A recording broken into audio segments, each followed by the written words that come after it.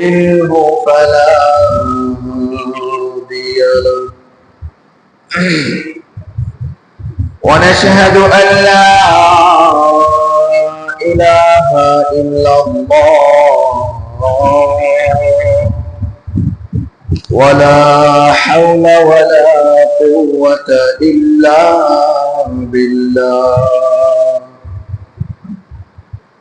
ولا مثل له ولا مثال له ولا ولد له ولا والد له ونشهد أن سيدنا وسندنا وحبيبنا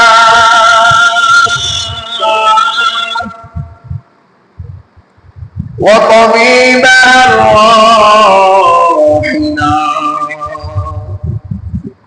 ومولانا محمد صلى الله عليه وعلى آله وأصحابه وبارك وسلم تسليما كثيرا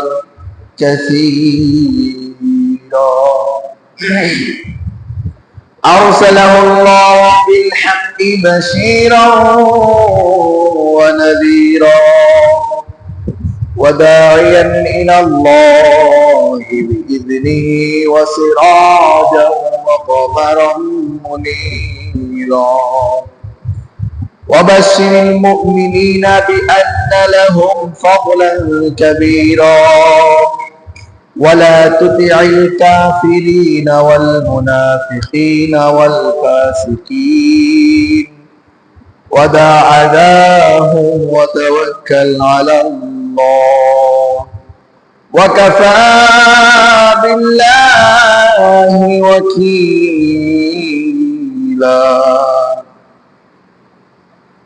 أعوذ بالله من الشيطان الرجيم ما كان محمد أبا أحد من رجالكم ولكن رسول الله وخاتم النبيين وكان الله بكل شيء عليما إن الله وملائكته يصلون على النبي يا أيها الذين آمنوا صلوا عليه وسلموا تسليما اللهم صل على محمد وعلى آل محمد كما صليت على إبراهيم وعلى آل إبراهيم إنك حميد مجيد اللهم بارك على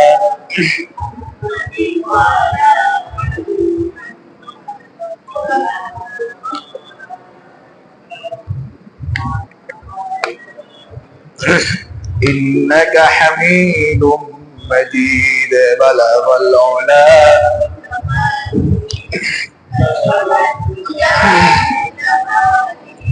حسنت جميع خصاله صلوا عليه وآله بلغ العلا بكماله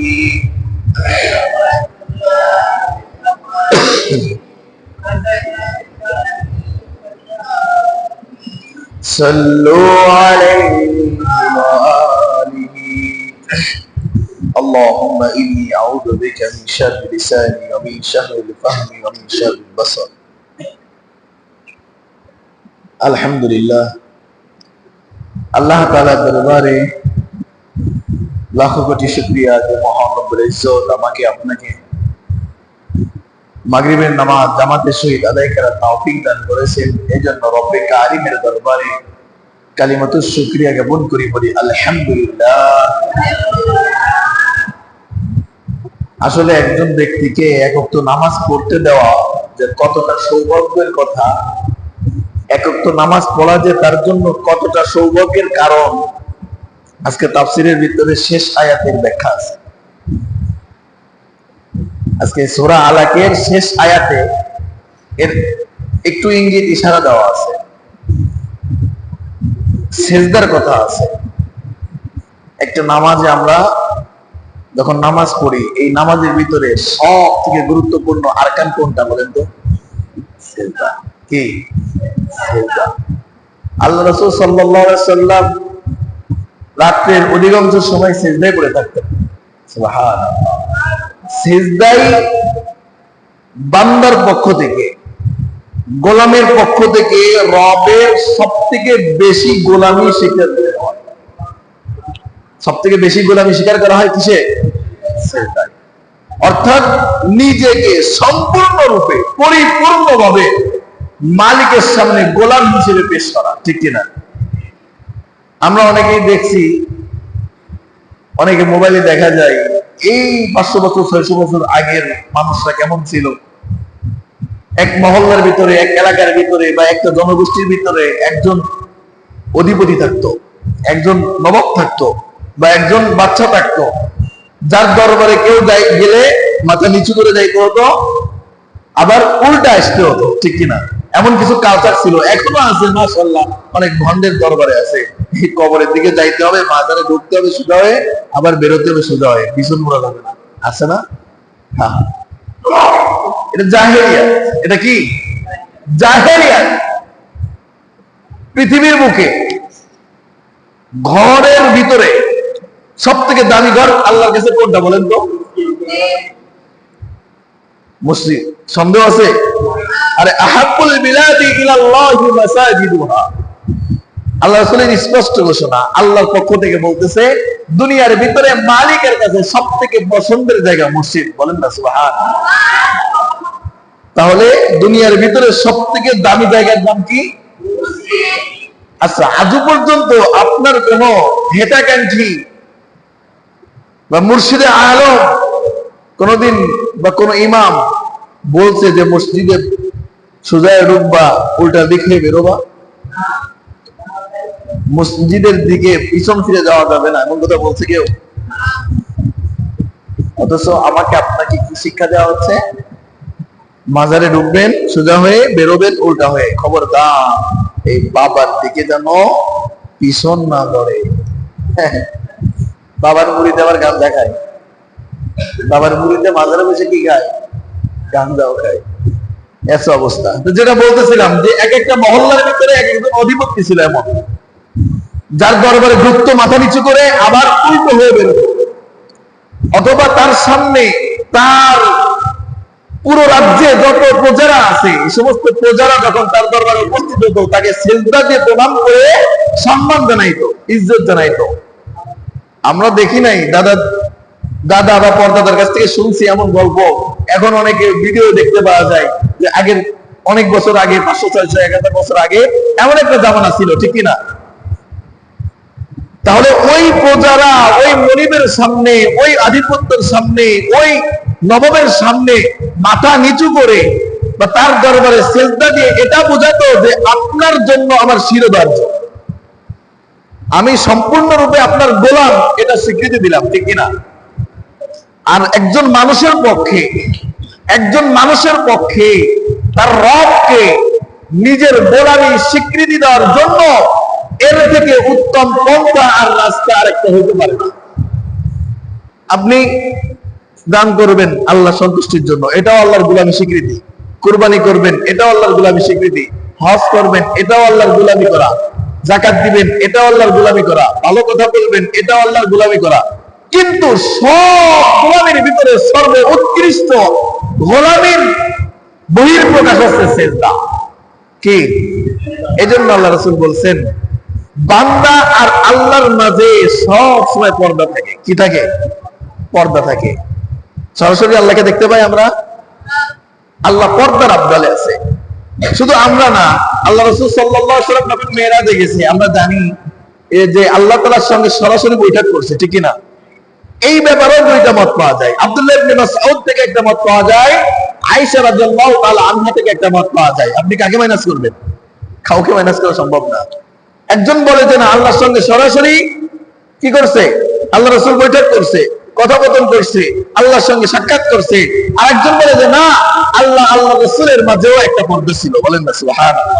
অর্থাৎ সরাসরি আল্লাহ রাসূলকে আল্লাহ রাসূল আল্লাহ তাআলাকে সরাসরি দেখেন নাই। দুইটা মতই আছে। অর্থাৎ বান্দাকেও আল্লাহ দেখতেছেন পর্দার আবদালে, না সরাসরি আবদালে। বান্দার সঙ্গে আল্লাহর মাঝে পর্দা আছে। আল্লাহ রাসূল বলেন, এই বান্দা আর আল্লাহর মাঝে লা হিজাবা বাইনাল আবদি ওয়া রাbb, আল্লাহ এবং বান্দার মাঝে একটা সময় শুধু পর্দা রাখেন না আল্লাহ তাআলা, যখন একটা বান্দা আল্লাহর কুদরতি পায়ের ভিতরে সিজদায় পড়ে যায়। বলেন না আল্লাহু আকবার। যখন একটা বান্দা সিজদায় পড়ে যায়, তখন আল্লাহ ফেরেশতাদেরকে ডাকতে বলে, আমার বান্দা আমার গোলামির স্বীকৃতি দিচ্ছে, আমার গোলামির বহিঃপ্রকাশ করতেছে, উঠা আমার বান্দা আর আমার মাঝে কোনো পর্দা রাখিস না, উঠা উঠা। এটা হচ্ছে সিজদার মূল্য, এটা হচ্ছে সিজদার মূল্য। এই জন্য বলি যে একক নামাজ পড়তে দেওয়া, একক নামাজ পড়তে পারা দোস্ত চারটেখানি কথা না। তোমার আমার মতো, তোমার আমার থেকে আরো ভালো মানুষ চায়ের দোকানে আড্ডায় আছে না? কাজ নাই, হুদাই মানুষের গীবত গাইতেছে, তবুও নামাজ পড়া সৌভাগ্য হয় না। আরে দোস্ত, নামাজ না পড়তে আসা তোমার হেদামি নয়, মালিক তোমার উপরে রাগান্বিত, তোকে চাই না তোর মতো নেমক হারামের কদম আল্লাহর দরবারে পড়ুক, এই জন্য তোকে দূরে রাখছে, অন্য কোনো কারণ না। নামাজ পড়তে আসলে এটা কোনো হেদামি নয়। আল্লাহ তোকে পছন্দ করে না, আল্লাহ তোকে ভালোবাসে না, এ কারণে তোকে দোকানের ব্যবসায় ব্যস্ত রাখছে, এই জন্য তোকে গল্পের আড্ডায় ব্যস্ত রাখছে, এই জন্য তোকে মানুষের গীবতে গুনার ভিতরে ব্যস্ত রাখছে। তোকে আল্লাহ চায় না যে তোর মতো নেমো হারামের কদম এই মসজিদে পড়ুক, আল্লাহর কুদরতি পায়ের ভিতরে সিজদা দিক, এটা আল্লাহ চায় না। এটা কিভাবে বলতেছেন হুজুর? হাদিসে আল্লাহ রাসূল বলছে, বান্দার প্রতি যখন আল্লাহ নারাজ হয়, রাগ হয়, তখন আল্লাহ তাআলা ভালো কাজ থেকে ওই বান্দাকে দূরে ঠেলে দেয়, ভালো কাজ থেকে দূরে ঠেলে দেয়। যখন ভালো কাজ করতে পারবেন না, তখন মনে করবেন যে আল্লাহ আমার উপরে রাগান্বিত। এই জন্য তো একটা ঘটনা আমি মাঝে মাঝে বলে থাকি, ওমর রাদিয়াল্লাহু তাআলা আনহু মরে যাওয়ার পর যখন তাকে সাহাবীরা গোসল দেয়, দেখে ওমরের পিঠের ভিতরে চাবুকের আঘাত। কিসের আঘাত? চাবুকের আঘাত। সাহাবীর আশ্চর্য হয়ে যায়, ওমরকে চাবুক মারবে এমন ব্যক্তিত্ব পৃথিবীতে? কারণ ওমরের রাগ সম্পর্কে তো আমরা জানি না? ওমরের রাগের জন্য একটা উদাহরণ যথেষ্ট। যে রাস্তাতে ওমর যাইতো, কয়দিন যায় না শয়তান? 40 দিন যায় না। কতটা রাগান্বিত ছিলেন তিনি আল্লাহর হুকুমের ব্যাপারে, কতটা দৃঢ় ছিলেন, কতটা কঠিন ছিলেন। জুমার দিন প্রত্যেক জুমাই সানি খুতবার ভিতরে ইমাম সাহেব একটা খুতবা দেয়, ওয়াশাদু ফি আমরিল্লাহি ওমর, অর্থাৎ পৃথিবীতে যত মানুষ আল্লাহ রাসূলের পরে, আল্লাহ রাসূল যে সমস্ত বিষয়ে সাথ দিতেন, এমন অনেক বিষয় আছে ওমর কঠোর হইত। একদিন ওমর রাদিয়াল্লাহু তাআলা আনহু আসতেছে আল্লাহ রাসূলের সামনে, কিছু কিছু মদিনা ছোট ছোট মেয়েরা এই যে দব বাজাইছে, দব চিনেন? আর এটার ফতোয়া দেবেন, আবার কবে নাকি হুজুর গান বাজনা হারাম, আবার আল্লাহ রাসূলের সামনে দব বাজাইছে। দব অর্থ ঢোলের মতো, এমন ড্রামের মতো এক সাইড আটকানো, এক সাইড খোলা। এই দব বাজাইতেছে আর এরকম ছোট ছোট বাচ্চারা নাচতেছে। আল্লাহ রাসূল কিছু কইতেছে না, কিছু কয় না। ওমর আসতেছে, দেখা যায় ও দূর থেকে, ওই ছোট ছোট বাচ্চারা সব ফেলে রেখে দৌড়। কি হলো? ওমর আইতাছে, একেবারে আড্ডি উঠে ভেঙে ফেলবে। ওমর আইতাছে, দৌড়। আল্লাহ রাসূল বসা, কিন্তু আল্লাহ রাসূলের ভাই পাইল না। ওমরকে দেখে কি করছে? সব ফেলাইছে দৌড়, যে না, ওরে আল্লাহ, ওমর এই সমস্ত বিষয় খুব কঠোর। তখন আল্লাহ রাসূল মুস্কি মুস্কি হাসতেছে, ভাই কি এত সময় আমি বসে আছি, তবু আশেপাশে শয়তান ছিল। ওমরের দিকে শয়তান গুলো বানাইছে। কারে দেখা? ওমরের দিকে শয়তানে বানাইছে।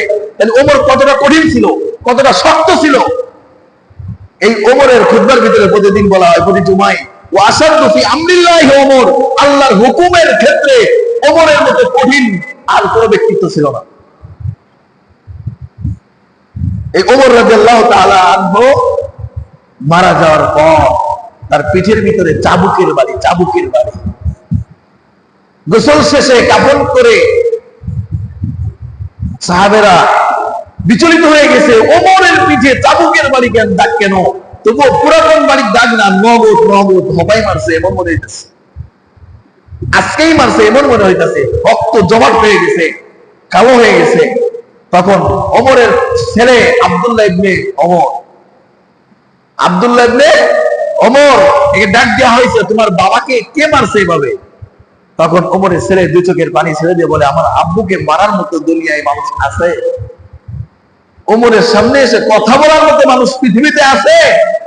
বলে তা তো নাই, এটা তো আমরা জানি, কিন্তু ওমরের পিঠে যে তাবুকের বাড়ি, যে নগদ তাজা তাবুকের বাড়ি, এটা কিভাবে? তখন আব্দুল্লাহ ইবনে ওমর বলতেছে, আমার বাবা প্রতিদিন ঘুমানোর আগে তার একটা রোজনামসা লেখার ডায়েরি আছে, প্রতিদিনের কার্যক্রম লেখার। উনি ডায়েরিতে শেষে ঘুমানোর আগে হিসাব করেন যে গতকালকে আমি সকাল থেকে সন্ধ্যা পর্যন্ত ঘুমানোর আগ পর্যন্ত কি কি ভালো কাজ করছি আর কি কি আমার দ্বারা অন্যায় হয়েছে, এই হিসাব লেখেন। যেদিন দেখেন যে গতকালকে থেকে আজকের আমলটা কম হয়ে গেছে, ওই দিন মালিকের কাছে এ কথা বলতে থাকে, হয়তো মালিক আমার উপরে নারাজ হয়ে গেছে, গতকালকে 100 রাকাত নফল নামাজ পড়েছি, আজকে 2 রাকাত কম হয়ে গেছে, হয়তো মালিক আমার প্রতি রাগান্বিত হয়ে গেছে, এই জন্য 2 রাকাত কম নামাজ পড়তে পারছি, গতকালকে এতটা নেকির কাজ করছি, আজকের এই নেকির কাজটা কম হয়ে গেছে, হয়তো রব্বুল আলামিন আমার প্রতি রাগান্বিত হয়ে গেছে, ওমর হালাকা, ওমর ধ্বংস হয়ে গেছে, মালিক তোর উপরে রাগান্বিত হয়ে গেছে, ওমর তুই ধ্বংস। এই কথা ওমর নিজে নিজে বলতো আর নিজের চাবুক খুলে নিজের পিঠে আঘাত করত, নিজের চাবুক খুলে নিজের পিঠে আঘাত করত আর বলতো, ওমর তুই ধ্বংস, মালিক তোর উপরে রাগান্বিত হয়ে গেছে। এই জন্য ওমর তুমি গতকালকের থেকে আজকে আমলে আগাইতে পারো নাই, গতকালকের থেকে আজকে তোমার আমল নামা নেকির ভারী পাল্লা পাতলা হয়ে গেছে, কম হয়ে গেছে, তুমি গতকালকের তুলনায় আজকে আগাইতে পারো নাই, মালিক তোমার উপরে সন্তুষ্টি না। এই কথা ওমর নিজেকে ধিক্কার দিয়ে নিজে বলতো আর নিজের পিঠের ভিতর আঘাত করতো। অবস্থ এজন্য বলি, চার দোকানে বসে নামাজ ত্যাগ করলা, এটা তোমার হেদারি নয়, লিখে রাখতে পারো, লিখে রাখতে পারো, আল্লাহ তোমার উপরে নারাজ, তোমার মতো নাফরমানকে আল্লাহ মসজিদে দেখতে চায় না, এই জন্য তোকে ওই জীবনের মজলিসে বসায়া চা পান শোনাইতেছে, ঠিক কিনা? আল্লাহ তাআলা আমাদের সবাইকে এমন খারাপই বলে আল্লাহর কুদরতি পায়ে বেশি থেকে বেশি সিজদা করার তৌফিক দান করুন, বলেন আমিন। এই জন্য একক নামাজের অনেক দাম দোস্ত, নামাজের বর্ণনা কি দিব, নামাজ কত কঠোর, নামাজের প্রতি কত কঠোর। আল্লাহ রাসূল মারা যাবেন অসুস্থ, মারা যাওয়ার আগে 1 সপ্তাহ অসুস্থ ছিল, জ্বরে ছিলেন, হাঁটতে পারতেছে না, 2 সাহাবীর কাঁধের উপরে ভর দিয়ে পা হেসলাইতে হেসলাইতে যাইতেছে, পাও ফেলার শক্তি নাই। মসজিদে নববীতে নিয়ে যাও, ওই যে মসজিদে সাহাবীরা নামাজ পড়তেছে, আয়েশাকে ডাক দিয়ে বলে, আয়েশা মসজিদে নববী কি জামাতে দাঁড়ায় গেছে? বলেন, ইয়া রাসূলুল্লাহ আপনার অপেক্ষায় এখনো সাহাবীরা বসে আছে। বলে, বলে দাও আমার তো দাঁড়ানোর শক্তি নাই, আবু বকর তোমার পিতার ইমামতিতে যেন তারা নামাজ আদায় করে নেয়। তারা নামাজে দাঁড়ায় গেছে, আল্লাহ রাসূল ওই মসজিদে নববী আর আল্লাহ রাসূলের ঘর কিন্তু একসাথে ছিল।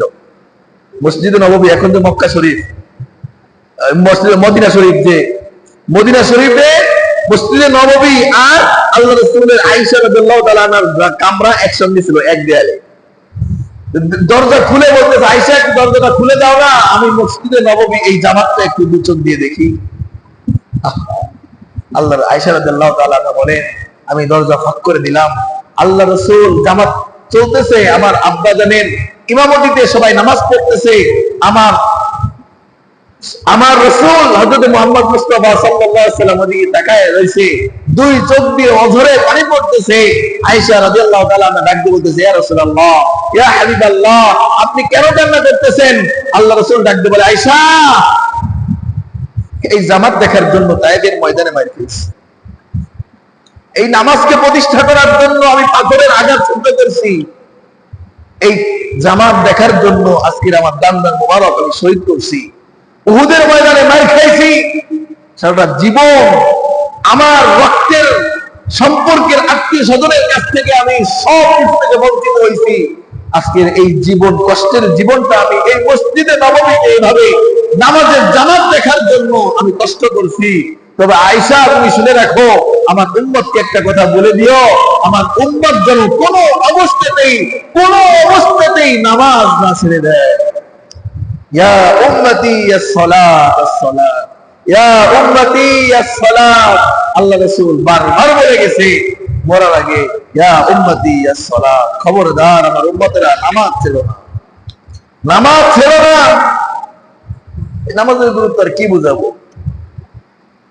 আল্লাহ রাসূল এমনও কথা বলছে, মুসলমান আর কাফের, ইমানদার আর বেঈমান, দুইটার ভিতরে পার্থক্যই নামাজ। বেঈমান নামাজ পড়ে না, ইমানদার নামাজ পড়ে। কাফের নামাজ পড়ে না, মুসলমান নামাজ পড়ে। আরে ইমাম মালিক রাহমাতুল্লাহ আলাইহি ডাইরেক্ট বলে, নামাজ ছেড়ে দিলে সে কাফের হয়ে গেল। একক তো নামাজ যে বললো না, সে কি কাফের, ডাইরেক্ট বলেছে কাফের। আর যে ব্যক্তি নামাজ পড়ে না, এর জানাজা দেওয়ার কোনো অধিকার নাই, সমাজে এর জানাজা ছাড়া দাফন করতে হবে। এরপরে মুসলমান নামাজ ছাড়িয়ে কত আশা, কত তামাশা, কত আকাঙ্ক্ষা নিয়ে ঘুরতেছে, আমি মনে হয় জান্নাতে চলেই গেছি, খালি মরাটা বাকি, মরার সঙ্গে সঙ্গে জান্নাতে। কেন? আমার মতো একজন ভালো মানুষ আছে না হুজুর, হয়তো নামাজ কালাম একটু কম পড়া হয়, নামাজ কালামে যাওয়া হয় না, তাছাড়া দেখেন সমাজ ঘুরে যাওয়ার বদনাম আছেন ধর্মের বাবা, ওনার সমাজে বদনাম আছে না, উনি জান্নাতে করে চলেই গেছে। মোট মানে এক পা চলে গেছে অলরেডি জান্নাতে, আর এক পা বাকি আছে, মরলেই যাইব। আল্লাহ তাআলা আমাদের সবাইকে নামাজের গুরুত্ব বুঝে আল্লাহর গোলামি স্বীকৃতি দেওয়ার তৌফিক দান করুন, বলেন আমিন। আমাদের যে আলোচনা চলতেছিল সূরা আলাকের, এই সূরা আলাকের আলোচনা নিয়ে আমরা আলোচনা করতেছিলাম যে প্রথম 5টা আয়াত আল্লাহ তাআলা নাযিল করছে, সর্বপ্রথম আল্লাহ রাসূলের উপরে ওহী নাযিল হয়েছে। এর পরের যে অংশটা 6 নম্বর আয়াত থেকে 19 নম্বর আয়াত পর্যন্ত, অর্থাৎ বাকি 14টা আয়াত একটা বিষয়কে প্রেক্ষাপটকে কেন্দ্র করে এই আয়াতগুলো নাযিল হয়েছে। বলেছিলাম মক্কা শরীফের ভিতরে আল্লাহ রাসূল নামাজ পড়তেছিলেন, আবু জাহেল কি বলছিলেন যে মুহাম্মদ নাকি সিজদা করতেছে, মুহাম্মদ নাকি কার গোলামি করতেছে। হ্যাঁ, মুহাম্মদ তো কাবা শরীফের দিকে সিজদায় পড়ে আছে। বলে কেন? বলে আল্লাহর নামাজ পড়তেছে। কি পড়তেছে? আল্লাহর নামাজ পড়তেছে। বলে তো তোমরা কিছু বলো নাই? বলে কেন, কি বলবো? বলে আমি হইলে তো মুহাম্মদের গালে উঠে দাঁড়াইতাম। নাউজুবিল্লাহ কইতেন না। ও যখন মাথা নিচে করে সিজদায় যায়, তখন আমি আবু জাহেল ওর মাথার উপরে উঠে পা বসতে দিতাম। তার বন্ধুরা কয় আশেপানি করো, দেখাই দাও আবু জাহেল কি আইছে, হেরামি দেখাই আসছে। আইসে যখন কাছাকাছি গেছে, তখন কি বলছিলাম, কিছু দূর যাওয়ার পরে যে কাছাকাছি গেছে, সেই আবার দেখে চলে আসে। কি রে, কাজ আস নাই? মুহাম্মদের না গাড়ি উঠবি, মুহাম্মদের না মাথার উপরে উঠে পেষ্ট করবি? তখন সে কি কইছে, খোদার কসম আমি যা দেখলাম, তোরা যদি দেখতিস তাহলে এই কথা তোরা বলতিস না। কেন? কি দেখছো? বলে আমি দেখি মুহাম্মদের আর আমার মাঝে যে কোন অল্প একটু জায়গা, এই জায়গাটার ভিতরে দাও দাও করে আগুন জ্বলতেছে, আর আগুন আমার দিকে তেড়ে আসতেছে। আমি যদি আর এক কদম সামনে আগাইতাম, ওই আগুন আমাকে এক মুহূর্তে নিঃশেষ করে দিত। এই ঘটনাকে কেন্দ্র করে আল্লাহ তাআলা বলতেছেন, আবদান ইদা সাল্লা, আমার বান্দাকে যখন সে নিষেধ করে, আরাআইতাল্লাযী ইয়ানহা, ওই ব্যক্তিকে দেখছেন যে ব্যক্তি নামাজ পড়তে নিষেধ করে। নামাজ পড়তে নিষেধ করে, এই নামাজ পড়তে নিষেধ করার দুই প্রকার, গত সপ্তাহে বলছিলাম। একটা হাকিকি, একটা মাজাজি, একটা সরাসরি, একটা ঘুরায়া ফিরায়া।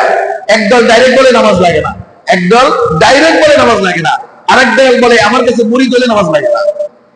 ঠিক কিনা? এই ডাইরেক্ট বলা আর আনডাইরেক্ট বলা, যেভাবেই বলুক না কেন, নামাজ লাগে না এই কথা যারা বলবে, সরাসরি এরা আবু জাহেলের বংশধর। কার বংশধর?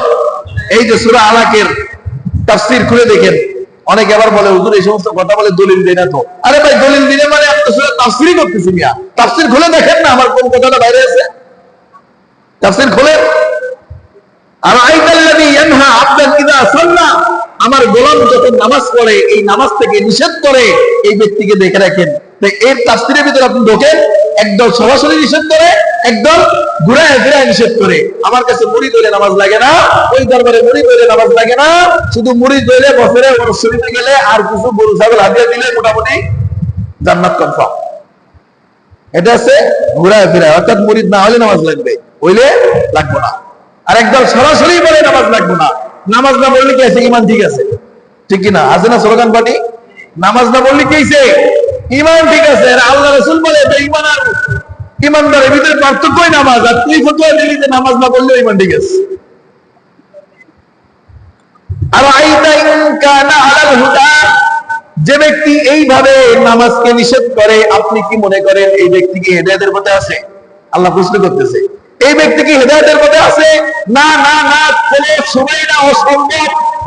যে ব্যক্তি নামাজ পড়ে না, নামাজ পড়তে নিষেধ করে, এই ব্যক্তি সুস্পষ্ট ভ্রষ্ট, গুমরাহ।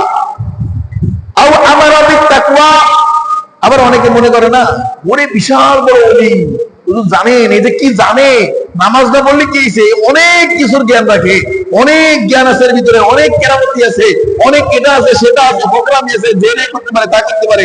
এই আওয়াজগুলো দিয়ে কি রে বুঝতে একটা। আর আল্লাহ তাআলা বলতেছে আও আমারা বিত্তাকওয়া, এটা কি অনেক কিছু মনে হয় তোমার কাছে? অনেক কিছু মনে হয়? আরে না, এই ব্যক্তি মিথ্যাবাদী ছাড়া আর কিছুই, ধোঁকাবাজ ছাড়া আর কিছুই না। সুস্পষ্ট দুষ্ট, গুমরাহ, শয়তানি করে শয়তানের পথেই আছে। এই ব্যক্তি তাকওয়ার পথেও নাই, এই ব্যক্তির ঈমানও নাই। আল্লাহ তাআলা বলতেছেন আর আইতা ইন কাযযাবা ওয়া তাওয়াল্লা, আল্লাহ তাআলা বলতেছেন এই ব্যক্তি যে সমস্ত কথা বলে, সুস্পষ্ট কাযযাবা মিথ্যাবাদী, ওয়া তাওয়াল্লা এবং মুখ ফিরে চলে যাওয়াকারী, অর্থাৎ আল্লাহর বিধানকে উপেক্ষা করে, আল্লাহর বিধানকে পিছে ফেলে চলে যাওয়াকারী ছাড়া আর কিছুই না। হেদায়েতের পথেও নেই, তাকওয়াওয়ালাও না। আল্লাহ তাআলা বলতেছেন। এরপরে দেখেন, আলাম ইয়ালাম বিআন্নাল্লাহা ইয়ারা, এরা যে মানুষকে ধোঁকা দিচ্ছে, এরা যে মানুষকে ধোঁকা দিচ্ছে, মানুষকে ধোঁকার ভিতরে ফেলতেছে, এরা কি মনে করতেছে আল্লাহ এগুলো দেখেন না? আল্লাহ প্রশ্ন করতেছে আর আইতা আলাম ইয়ালাম বিআন্নাল্লাহা ইয়ারা, আরে এরা কি এটা ধারণা করতেছে যে আল্লাহ তাআলা এগুলো কিছু দেখে না, বোঝে না, শুনে না? অবশ্যই দেখেন, অবশ্যই বোঝেন, অবশ্যই শোনেন, কিন্তু কিছু বলে না কেন? ওই যে একটা নিয়ম আছে আল্লাহ তাআলার, দুনিয়ায় তোমাকে হপ করে পাকড়াও করবে না, একটা সময় দিবে ফিরার জন্য, একটা সময় দিবে তোমার দৌড় কত দূর দেখার জন্য, ব্যাস যখন সময় হবে খপ করে ধরে বসবে, আর ছুটতে তুমি পারবা না।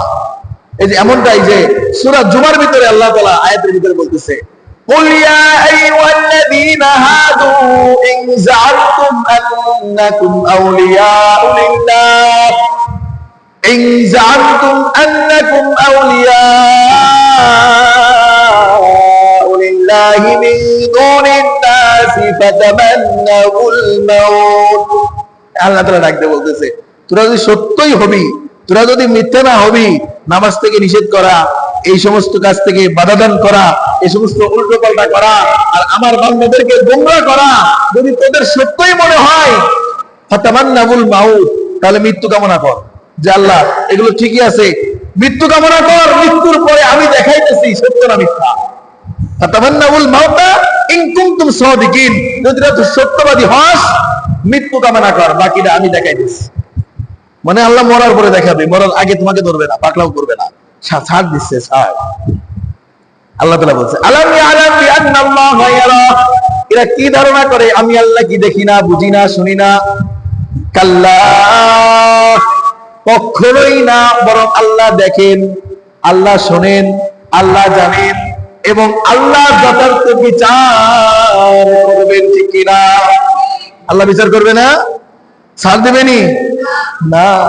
যাররা পরিমাণ কাজ করবেন, যাররা পরিমাণ প্রতিফল পাবেন, যাররা পরিমাণ খারাপ কাজ করবেন, সেটার প্রতিদান আল্লাহ, ফামান ইয়ামাল মিসকালা যাররাতিন খায়রান ইয়ারা, যাররা পরিমাণ ভালো কাজ করবেন এটার প্রতিফল আল্লাহ দিবে, ওমান ইয়ামাল মিসকালা যাররাতিন শাররান ইয়ারা, যাররা পরিমাণ খারাপ কাজ করবেন এটার প্রতিফল আল্লাহ বুঝিয়ে দিবে, আপনাকে পরিপূর্ণ দিবে, পরিপূর্ণ, কমও করবে না, বেশিও করবে না।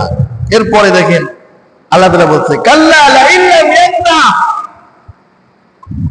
আরে এখনো সময় আছে, মৃত্যু আসে নাই তো এখনো সময় আছে, থেমে যেতে বলো। আল্লাহ বলতেছে সুযোগ দিচ্ছে, বললাম না যে আল্লাহ ধরবে না, সুযোগ দিচ্ছে। কাল্লা লাইল্লা মেনকা, খবরদার, লাইল্লা মেনকা, থেমে যাও, বলবি থেমে যাও, যদি না থামো, যদি না থামো, লানাসফা বিন নাসিয়া, তো চুলের মুঠো ধরে আমি জাহান্নামের ভিতরে নিক্ষেপ করব। কে বলতেছে? চুলের মুঠো ধরে, সামনের চুল ধরে, চুল গুচ্ছ ধরে আমি তোকে জাহান্নামের ভিতরে নিক্ষেপ করব। এখানে একটা শানে নজুল আছে। শানে নজুল কি? এই আয়াতটা নাজিল হওয়ার পিছনে আল্লাহ রাসূল সাল্লাল্লাহু আলাইহি সাল্লামের প্রতি যত অবিচার আসছে, অবিচার মানে যত জুলুম নির্যাতন আপনারা জানেন, আল্লাহ রাসূল চোখ বুঝে ধৈর্য সহ্য করছেন, কখনো প্রতিবাদ করেন নাই। করছে? মক্কায় থাকা অবস্থায় আল্লাহ রাসূল কি করেন না, কখনো প্রতিবাদ করে নাই। আল্লাহ রাসূল জুলুম করছে, তাইফের ময়দানে মার খাইছে, আল্লাহ রাসূল মারছে? আবু লাহাব, উতবা, সাইবা, আবু জাহেলের মতো কাফেররা আল্লাহ রাসূলকে বিভিন্ন কটু কথা বলছে, আল্লাহ রাসূল কখনো গালি দিছে? পাল্টা গালি দিছে? কখনো পাল্টা জবাব দিছে শুনছেন? না, কখনোই দেয় নাই। কিন্তু 2 দিন দিছেন। আল্লাহ তাআলা আল্লাহ রাসূল সাল্লাল্লাহু আলাইহি সাল্লামের ভিতরে এত দরদ, এত মহব্বত, এত মায়া দিছে যে কেউ কষ্ট দিলে তার জন্য দোয়া করছে, কেউ খারাপ কথা বললে তাকে হেদায়েতের দোয়া করছে। কিন্তু যেমন দেখেন আল্লাহ তাআলা আল্লাহ রাসূলকে যখন গালি দেয় তখন আল্লাহ তাআলারও ভালো লাগে না, লাগে? আল্লাহর খাস বান্দা, প্রিয় বান্দা যারা, এদেরকে কষ্ট দিলে কিন্তু আল্লাহ কষ্ট পায়। কি ভাই? আল্লাহ কষ্ট পায়। এজন্য তো হাদিসের ভিতরে আসছে, কাল কিয়ামতের ময়দানে আল্লাহ ডাক দিয়ে বলবে, কি রে, আমি দুনিয়ার ভিতরে অসুস্থ ছিলাম, আমাকে তো শুশ্রূষা করছ নাই, আমি অভাবগ্রস্ত ছিলাম, তোকে মাল দিছিলাম, আমি আল্লাহকে তো কই অভাবের সময় তুই একটু সাহায্য করছ নাই। তখন বান্দা বলবে, কি কোন আল্লাহ, আপনি কি আবার অভাবগ্রস্ত হতে পারেন নাই? আপনি কি আবার অসুস্থ হতে পারেন নাই? বলে, আমি হই নাই, আমার এক বান্দা হয়েছিল, তুই দেখতে পাস নাই। আমি অভাবগ্রস্ত হই নাই, আমার এক বান্দা ভালো করছিল, তুই সাহায্য করছ নাই। এই জন্য আমি আল্লাহ কষ্ট পাইছি, আমি আল্লাহ কষ্ট পাইছি, এই কথা আল্লাহ বলবেন। এই জন্য আল্লাহর খাস বান্দাদেরকে কষ্ট দিলে, আল্লাহর মহব্বতের বান্দাদেরকে কষ্ট দিলে কে কষ্ট পায়? আল্লাহ কষ্ট পায়। তো আল্লাহ রাসূলকে যখন গালি দিতেন তখন আল্লাহ কষ্ট পাইতেন না? আল্লাহ কষ্ট পাইতেন। তো আল্লাহ বিভিন্ন সময় আল্লাহ রাসূল জবাব দেয় নাই, আল্লাহ রাসূল কোনো কথার বিপরীতে কথা বলেন নাই, কিন্তু আল্লাহ রাসূল বলছেন। কে বলছেন? আল্লাহ। যেমন আল্লাহ রাসূল সাল্লাল্লাহু আলাইহি সাল্লাম যখন তার বংশদেরকে ডাক দেয়, কুরাইশদেরকে ডাক দিছিল দাওয়াত দেওয়ার জন্য, যে আসেন, আপনারা সবাই আসেন। সকালবেলা ঘুম থেকে উঠে আল্লাহ রাসূল পাহাড়ের চূড়ায় উঠে সমস্ত মক্কাবাসীদেরকে ডাক দিছিল, কুরাইশদেরকে ডাক দিছিল, ডাক দিয়ে বলছিল যে আমি যদি তোমাদেরকে বলি এই পাহাড়ের ওই পাশে শত্রু আছে, এ পাশে তোমরা, আর ওই পাশে তোমাদের শত্রু আছে, তাহলে কি বিশ্বাস করবা? সমস্ত মক্কাবাসীরা বলছিল, অবশ্যই বিশ্বাস করব, কারণ তুমি জীবনে কোনোদিন মিথ্যা বলো নাই, তুমি মিথ্যা বলতে পারো না, তুমি আল আমিন, তোমার ভিতরে বিশ্বস্ততা, তোমার ভিতরে আমানতদারিতা একেবারে সন্দেহ মুক্ত 100% আছে, অর্থাৎ তোমার কথা মিথ্যা হইতে পারে না, তোমাকে আমরা অবশ্যই বিশ্বাস করব। তখন আল্লাহ রাসূল বলেন, তাহলে আমি আল্লাহর পক্ষ থেকে নবী, আমি আল্লাহর পক্ষ থেকে রাসূল, আমার পরে আল্লাহ কোরআন নাযিল করেছে, আমাকে নবুয়তের দায়িত্ব দিয়েছে, এটাও বিশ্বাস করো। ওই মূর্তি পূজা ছাড়ো, এক আল্লাহর স্বীকৃতি দিয়ে, তাওহীদের স্বীকৃতি দিয়ে কালেমা পড়ে মুসলমান হয়ে যাও। যখন এই কথা বলছে, আবু লাহাব দাঁড়ায় কি বলে জানেন? তাব্বাল্লাকা ইয়া মুহাম্মদ, হে মুহাম্মদ তুই ধ্বংস। কি বললো? দাঁড়ায় কি বলে? দেখেন না মসজিদের ভিতরে অনেক কাউন্টার দেয়, হুজুর সুদের কথা বাদ দিয়ে বলেন, ঘুষের কথা বাদ দিয়ে বলেন, হুজুর এই কথা বাদ দিয়ে ঘুরে বলেন, অন্য কিছু বলেন, একথা বলে না? এই সবগুলো আবু লাহাবের বংশধর। কোরআনের কথাই যারা কাউন্টার দেয় সবগুলো কার বংশধর? আবু লাহাবের বংশধর। ওই যে রক্ত ওখান থেকে আসছে, আবু লাহাবের ওখান থেকে আসছে। তবে আল্লাহ জবাব দিচ্ছে, দেখেন, যখন মুহাম্মদ সাল্লাল্লাহু আলাইহি ওয়াসাল্লাম ডাকতে বলে, আনা নবিয়্যুকুম, আমি তোমাদের নবী, আনা মুরসালুন নবিয়্যিন, আমি শেষ নবী, আমাকে আল্লাহর পক্ষ থেকে নবুয়ত দেওয়া হয়েছে। তখন আবু লাহাব বলে, তাব্বাল্লাকা ইয়া মুহাম্মদ, হে মুহাম্মদ তুই ধ্বংস হ। এই সকালবেলা আমাদেরকে ঘুম থেকে ডাকে আনছে এই কথা বলার জন্য, তোমার কি খায় কোনো কাম নাই, তুই ধ্বংস হয়ে যা। আল্লাহ সহ্য করে নাই, সঙ্গে সঙ্গে আয়াত নাযিল করে দিয়েছে। আল্লাহ তাআলা বলতেছে, তাব্বাত ইয়াদা আবি লাহাব ওয়া তাব মা আগনা আনহু মালুহু ওয়া মা কাসাব সায়াসলা নারান যাতা লাহাব وامرأته حمالة الحطب في جيدها حبل من مسد আল্লাহ তাআলা এই কথাটা সহ্য হয় না সঙ্গে সঙ্গে মুহাম্মদ সাল্লাল্লাহু আলাইহি ওয়াসাল্লামকে কোনো কথা বলার কারণে আল্লাহ তাআলা আবু লাহাবকে পাঁচটা অভিশাপ দান করছে। কয়টা অভিশাপ? পাঁচটা। সঙ্গে সঙ্গে আল্লাহ গ্রহণ করছেন। যখন আবু লাহাব বললেন তাব্বাত লাকা ইয়া মুহাম্মদ, এই কথাকেই তাব্বাত মানে ধ্বংস হ, এই কথাকেই আল্লাহ তাআলা রিপিট করে বলেন তাব্বাত ইয়াদা আবি লাহাব ওয়া তাব।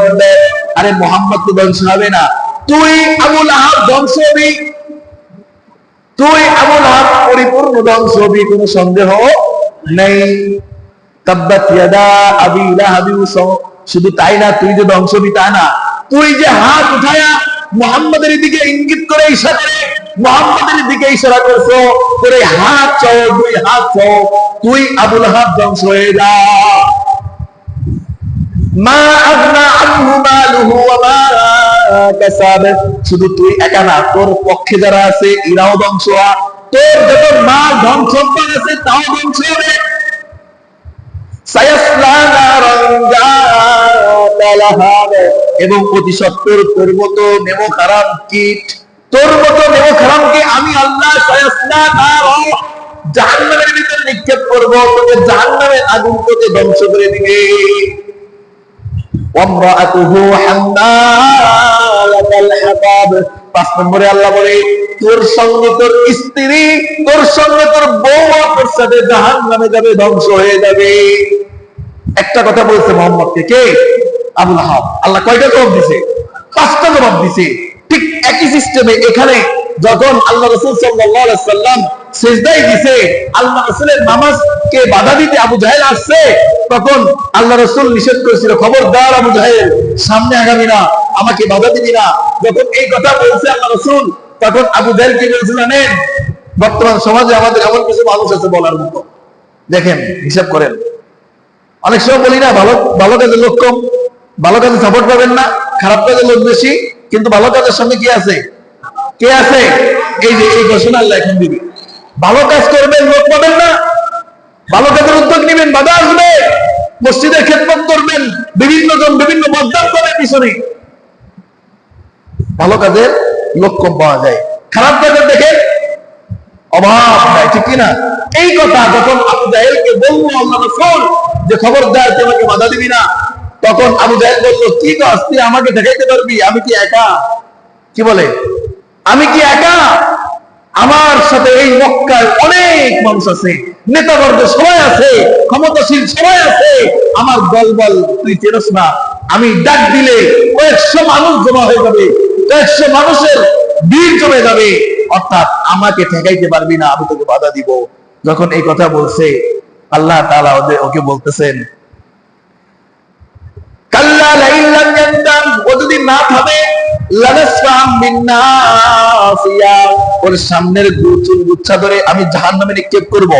নাসিয়াতিন কাযিবাতিন খাফিয়া, নাসিয়াতিন কাযিবাতিন খাফিয়া, দোস্ত ভালো করে বুঝো, যুবকরা ভালো করে বুঝো, এই যে সামনের চুল গুচ্ছার কথা বলতেছে এটা জাহান্নামীদের আলামত। আমি গত সপ্তাহে বলছি সামনের চুল বড় রাখা, সাইডে কেটে ছোট করে ফেলা, সাইডে টাক ধরে ফেলা, আর সামনের চুলগুলা এদিকে ওদিকে হেরায় গোলায় ফেলা, এদিকে লম্বা রাখা, এটা না না, এটা কোনো অভিজ্ঞতার পরিচয় না, এটা কোনো সভ্য মানুষের পরিচয় না, এটা কোনো ভদ্র জাতির পরিচয় না।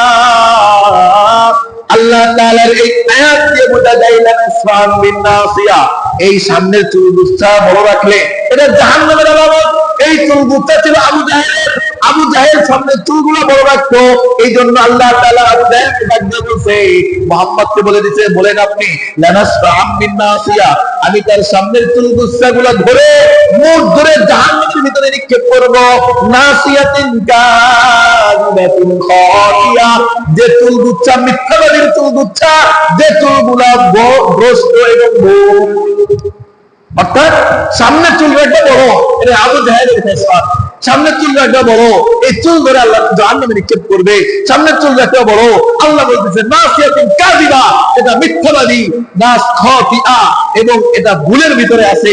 এর চুলগুলা অবশ্যই আমরা রাখা ঠিক হবে না। যুবক ভাইয়েরা, এই জন্য হাতে ধরে বলি, পায়ে ধরে বলি, জীবনে তো আল্লাহ রাসূলের সাথকে পছন্দ করলেন না, কমপক্ষে আপনার সমাজের ভিতরে, আপনার রাষ্ট্রের ভিতরে, আপনার দেশের ভিতরে আভিজাত্যের পরিচয় দেয় কারা, ভদ্রের পরিচয় দেয় কারা, সুন্দর নম্র ভদ্র এবং প্রতিষ্ঠের পরিচয় দেয় কারা, তাদের দিকে তাকান। কমপক্ষে এমন বকাটে ছাড় তারা কমপক্ষে দেয় না, ঠিক কিনা?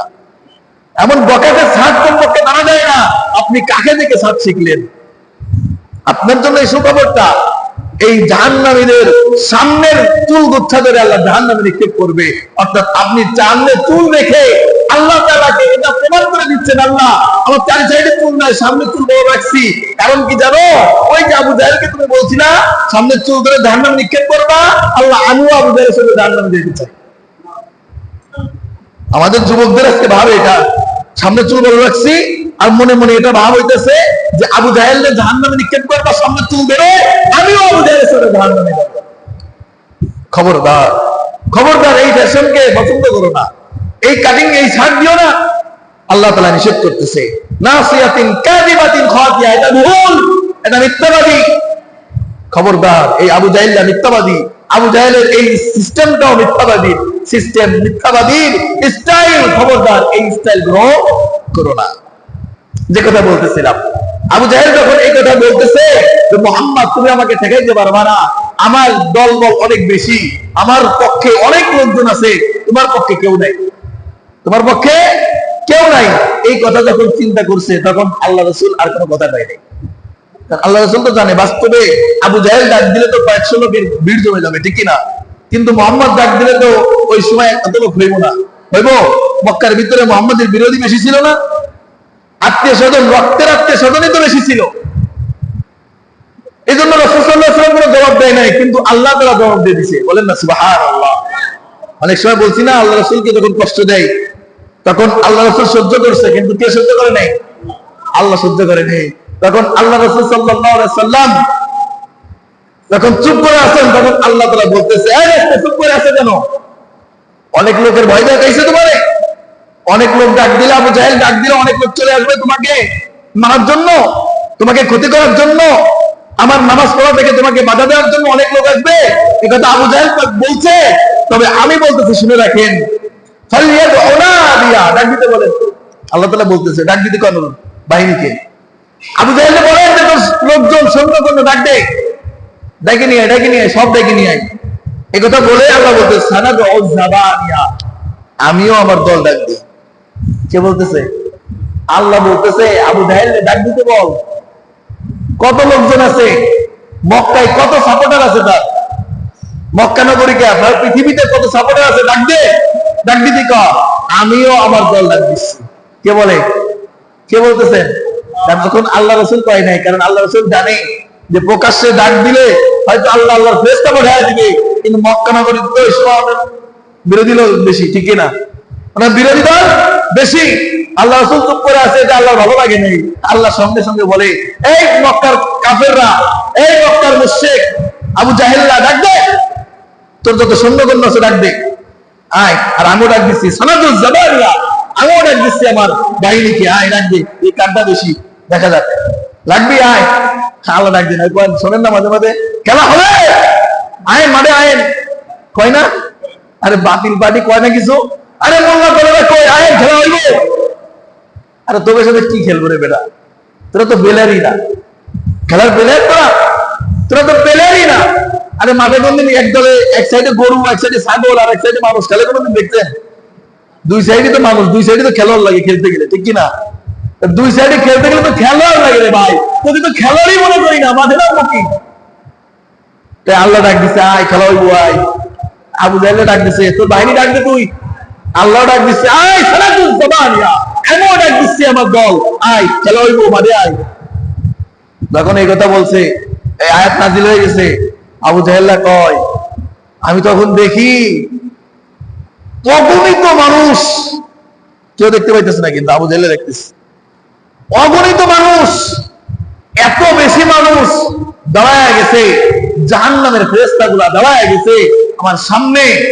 আমাকে, আমি যদি এক কদম মোহাম্মদের দিকে আগায় যাই, আমি একা না, গোটা বিশ্বের মানুষও যদি এক কদম সামনে আগায় যায়, তারা আমার শরীর থেকে গোস্ত গুলো কেটে কেটে আলাদা করে দেবে। এত পরিমাণে ফেরেশতারা আমার সামনে দাঁড়ায় গেছে। কারণ খেলা হইব কার সাথে? খেলবো কেডা? প্লেয়ার নামাইছে কেডা? আরে প্লেয়ার নামাইছে আল্লাহ। দুনিয়ার কোনো সত্যি আসেনি খেলার লগে? আরে মোল্লা মৌলবী কুতুবওয়ালাদের সাথে আল্লাহ খেলোয়াড়। এটা দুনিয়ার কোনো স্বার্থের জন্য খেলোয়াড় হয় না। ওই ক্ষমতার চেয়ারের জন্য খেলতে নামেছে মাঠে। যখন কোরআন বিরোধী আইন করছো তখন দাবি নিয়ে নামছে মাঠে। যখন আমার রাসূলকে গালি দিছো তখন তার ফাঁসির দাবি নিয়ে নামছে মাঠে। যখন দেখছি আমার ইসলামের পর আঘাত আসছে তখন মোল্লা মৌলবীরা নামছে মাঠে। তখন খেলার ঘোষণা দিয়ে না দোস্ত। কারণ আল্লাহ যদি ডাক দেয় সানাদুল জাবানিয়া, আয় খেলবো মাঠে আয়, তখন তোমার পলানোর জায়গা পাইবা না। পাইছেনি জায়গা? সে কই যে খেলোয়াড়রা কো আসেনি? খেলোয়াড়রা বাংলাদেশে আসেনি? হ্যাঁ, কমনে বলাইবে, খুঁজেও পাই যায়, বোরকা করে বলাইছে বলে। এত বড় খেলোয়াড়রা যারা প্রত্যেকটা খেলার জন্য আহ্বান করতো, এই খেলোয়াড়রা কি বোরকা পরে চেহারা আগলা যাইতে পারে নাই, চেহারা ঢেকে যাইতে হয়েছে। খবরদার, এমন খেলার ঘোষণা দিয়েন না। আল্লাহ তাআলা যে দিচ্ছে আবু জাহেলের সঙ্গে, ফালিয়াদু দিয়া, এই আবু জাহেল ডাক দিতে খেলোয়াড়। এটা শুধু আবু জাহেলের জন্য মেসেজ না দোস্ত, বর্তমান সমাজে যারা আকাবার কুকাম করার জন্য এমন লোক সংখ্যার বড়াই দেখায়, হকের বিরুদ্ধে দাঁড়ায়, তাদের জন্য ঘোষণা, আল্লাহর স্পষ্ট ঘোষণা। ডাক দে তোর বাহিনী, ডাক দে তোর কত সৈন্যপন্ন আছে, ডাক দে। আমি আল্লাহ জাবানিয়া, আমি আল্লাহ ডাক দিচ্ছি, আমারও দলবল সৈন্য আছে কিনা। আব্রাহাম লিঙ্কন আইছিল না বানতে, কাবা শরীফ বানতে আইছিল না, শুনছেন না? সূরা ফিলের তাফসীরে লক্ষ লক্ষ সৈন্য নিয়ে আসছিল, বড় বড় হাতি নিয়ে আসছিল, কাবা শরীফে এক করে ভেঙে ফেলবে। খেলোয়াড় ছিল আর কেউ ছিল না। আব্দুল মুত্তালিব কাবার গিলাফ করে দাঁড়ায় বলে, আল্লাহ ঘর তো তোমার, জিম্মাদারিও তোমার, তোমার ঘর তুমি বাঁচাইও, আমার তো সৈন্যপন্ন নাই। আর আব্রাহাম তো সৈন্য নিয়ে আসতেছে, বিশাল সৈন্য, তোমার ঘর রাখবো না, ভেঙে ফেলবে, তুমি আল্লাহ বাঁচাইও। আল্লাহ পাঠাইছে না? আবাবের একজাক ফেরেশতা, একজাক পাখি শুধু অনুমতি দিয়েছে, আল্লাহ অনুমতি দেন।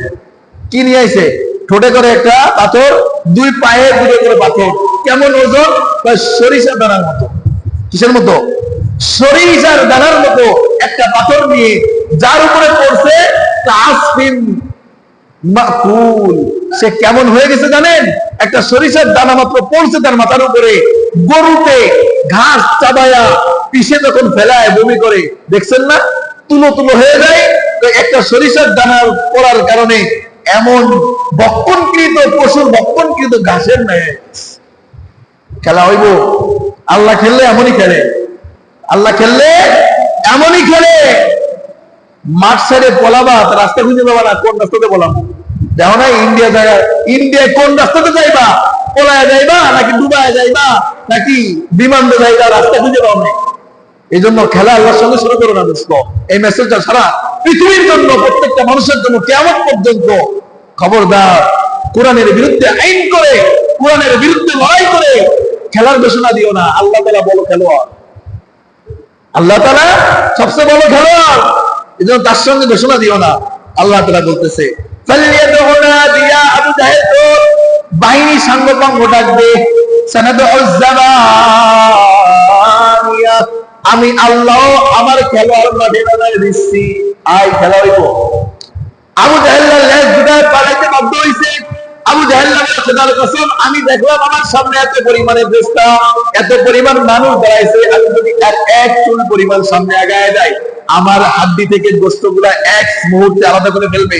আমার ওখান থেকে বেঁচে আসার কোনো ক্ষমতা নাই।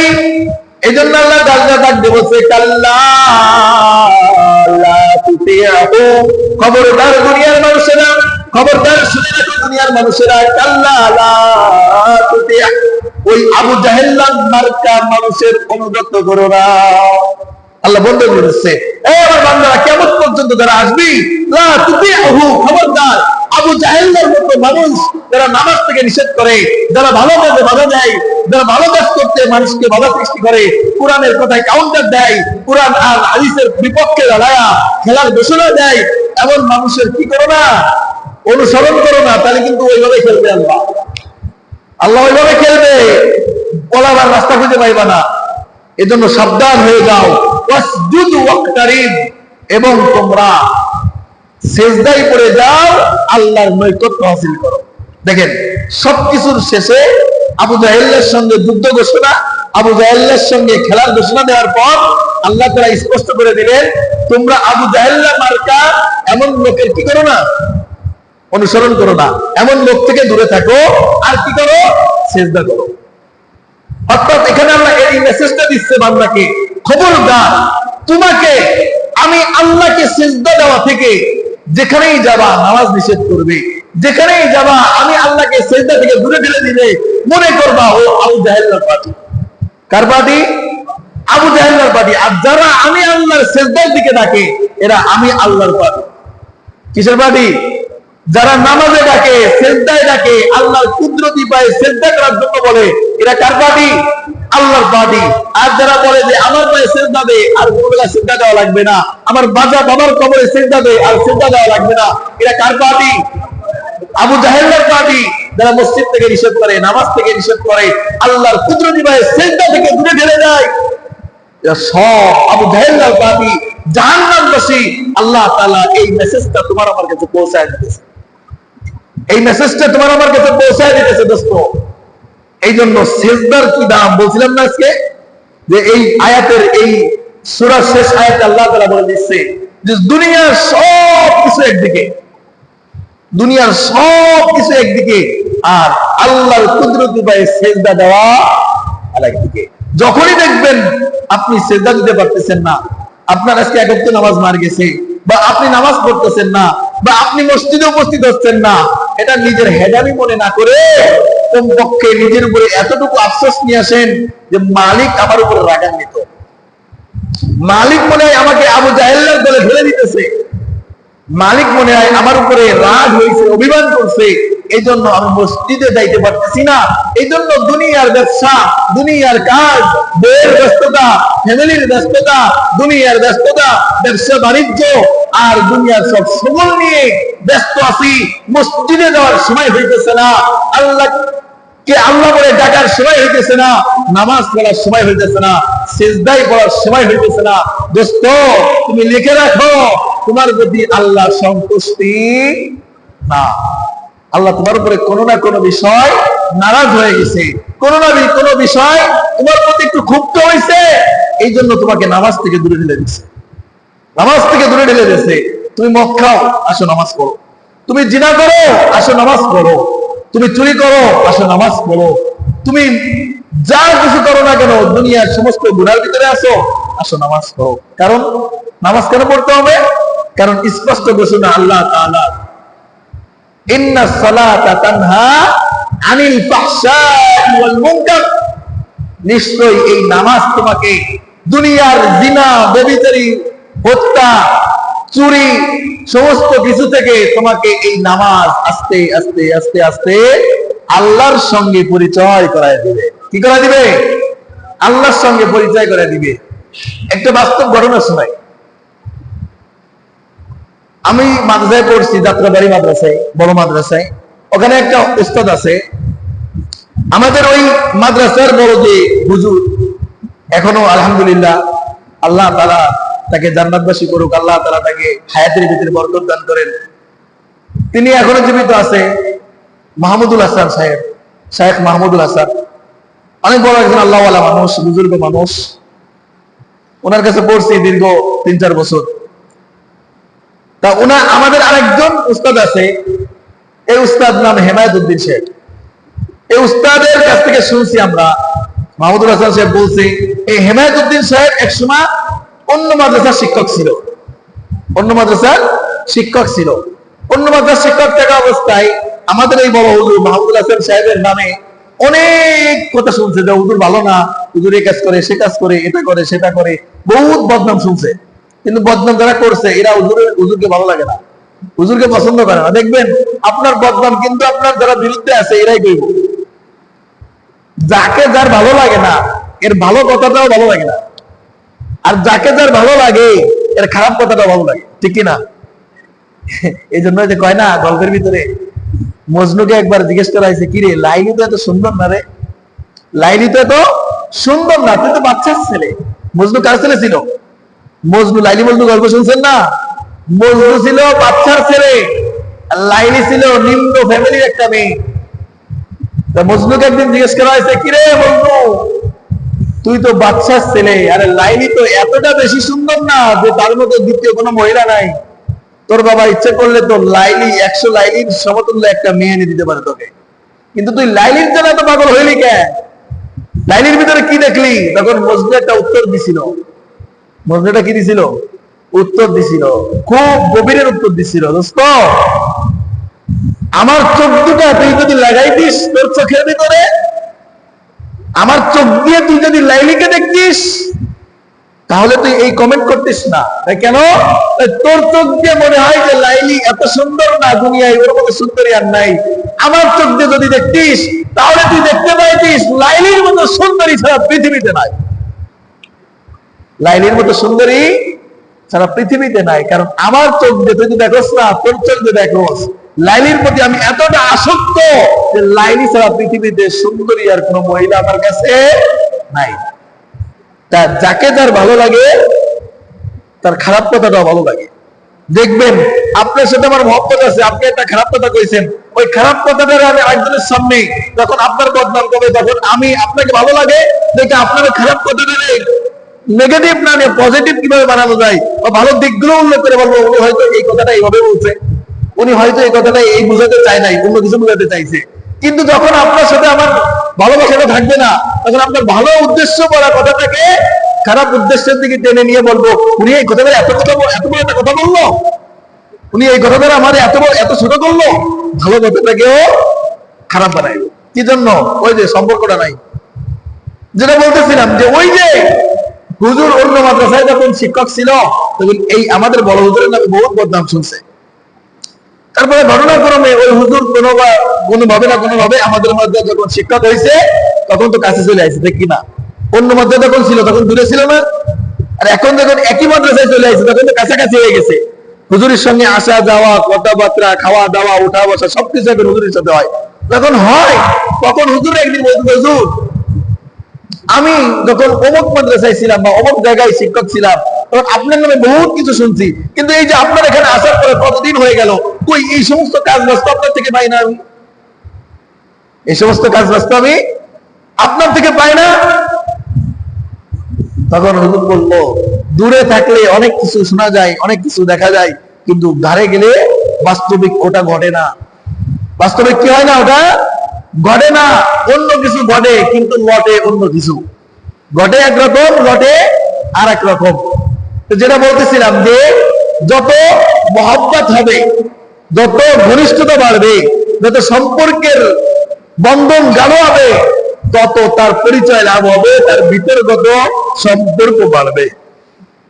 এই জন্য আমি একটা কথা বলি, যারা মারেফাত হাসিল করতে চাই না আমরা অনেকে, মারেফাত তো বহুত শুনেছি হুজুর, কারণ আপনি আজকে মারেফাতের কথা কইতেছেন। আমিও আজকে মারেফাতের ওষুধ দিব। কিসের ওষুধ? মারেফাতের ওষুধ দিব। মারেফাত তো বহুত হাসিল করছেন, এর থেকে বড় মারেফাত পৃথিবীতে আর নাই। আর মারেফাত হাসিলের বড় পন্থা এর থেকে পৃথিবীতে আর একটাও নাই, সেটার নাম নামাজ। এটার নাম কি? এটার নাম কি? নামাজ। মারেফাতের থেকে বড় আল্লাহর মারেফাত হাসিলের আর কোন রাস্তা? সুস্পষ্ট ঘোষণা, সুস্পষ্ট ঘোষণা। একাধিক হাদিস, একাধিক আয়াতের সারাংশ এটাই স্বীকৃতি দেয়, নামাজ যে পড়ে না, যত বড় মারেফতগিরি দাবি করুক না কেন, নামাজ যে বলে না, যত বড় ওলি দাবি করুক না কেন, নামাজ যে বলে না, যত বড় মুত্তাকি দাবি করুক না কেন, এ ভণ্ড ছাড়া আর কিছু। সবচেয়ে বড় আল্লাহর ওলি কে জানেন? আজকে একটা মাপকাঠি দিয়ে দিই, আপনারা লিখে রাখতে পারেন।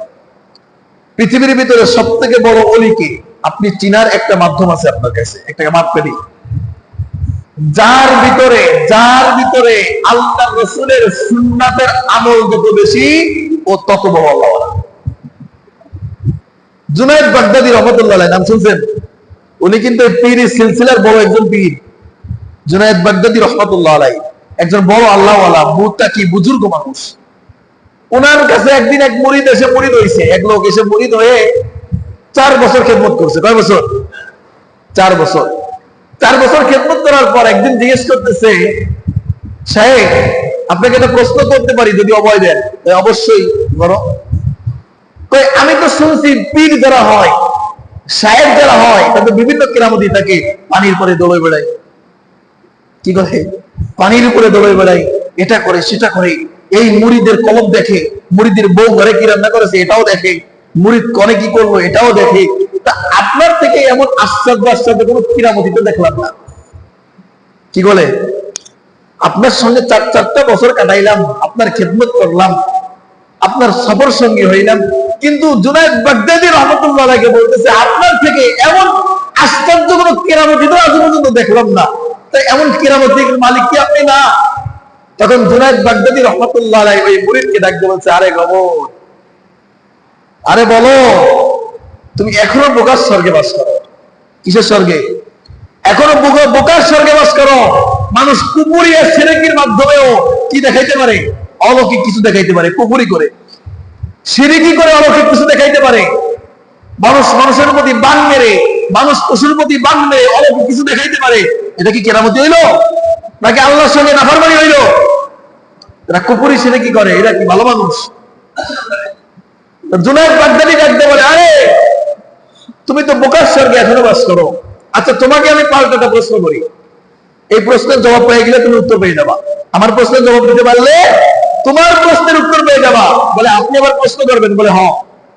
বলে কি প্রশ্ন করবেন? বলে তুমি তো আমার থেকে কোনো কেরামতি দেখো নাই, এটাই তো তোমার আফসোস? বলে হ্যাঁ।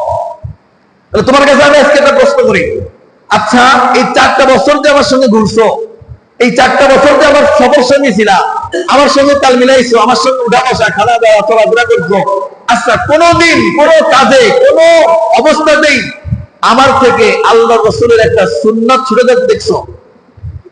খানিকক্ষণ চিন্তা করে বলছে না। আমি যে কাজটা করি আল্লাহ রাসূলকে অনুসরণ করে করি, কহ। আমি পানি খাই আল্লাহ রাসূলের সুন্নাতকে ফলো করি, কহ। আমি যে নামাজ পড়ি আল্লাহ রাসূলের সুন্নাতকে ফলো করি, বলে হ। আমি যে রাস্তায় চলি আল্লাহ রাসূলের সুন্নাতকে ফলো করি, বলে হ।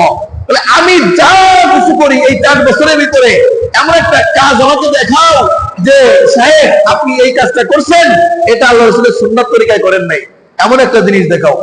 বলে না। মুরিদা কি বলে? না, এমন কোন কাজ আমি দেখি নাই যেখানে আপনি আল্লাহ রাসূলকে ফলো করেন নাই, আল্লাহ রাসূলের সুন্নাতকে ফলো করেন নাই। আরে আহাম্মক, এটাই সবচেয়ে বড় বুজুর্গি, এটাই সবথেকে বড় আল্লাহওয়ালা, এটাই সবচেয়ে বড় তাকওয়ার পরিচয়। যে ব্যক্তি তার প্রতিটা কাজে আল্লাহ রাসূলকে বেশি ফলো করবে, ওই ব্যক্তি তত বড় আল্লাহওয়ালা, ওই ব্যক্তি তত বড় আল্লাহওয়ালা। এই জন্য বলি আল্লাহর ঘোষণা অনুযায়ী, আল্লাহ রাসূলের মেহনত অনুযায়ী যে ব্যক্তি যত বেশি নামাজি হতে পারবে, গভীর রাতে উঠে আল্লাহর কুদরতি ভাবে সিজদা করতে পারবে, আল্লাহর সঙ্গে গোপনে কথা বলতে পারবে, এই ব্যক্তি তত মারেফাত হাসিল হবে। আর গান্ধার দলেরা গান্ধার আসরে বসে আর মদের বিষয় করে আর মাজারে সিজদা দিয়ে মারেফাতের দাবি করো, বন্ডামি ছাড়া কিছুই না। ওই ব্যক্তি তত মারেফাতওয়ালা যে ব্যক্তির নামাজ যত বেশি, ওই ব্যক্তি তত মারেফাতওয়ালা যে ব্যক্তি আল্লাহর কুদরতি পায়, তত বেশি সিজদা করে মালিকের সঙ্গে গোপনে কথা বলে, ওই ব্যক্তির মারেফাত তত বেশি। বোঝা গেল?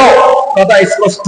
এই জন্য এই শেষের কথাটা বলে আল্লাহ স্পষ্ট মেসেজ দিতেছে, কাল্লা লা তুতি', যে ব্যক্তি নামাজ থেকে দূরে ঠেলে, যে ব্যক্তি নামাজ থেকে দূরে ঠেলে, আমি আল্লাহর কুদরতি ভাবে সিজদা করা থেকে দূরে ঠেলে, বাবা আর আবার হুজুরে সিজদা দিতে বলে, ওই সমস্ত মাজারে সিজদা দিতে বলে, এই ব্যক্তিকে অনুসরণ করো না, বরং কি করো?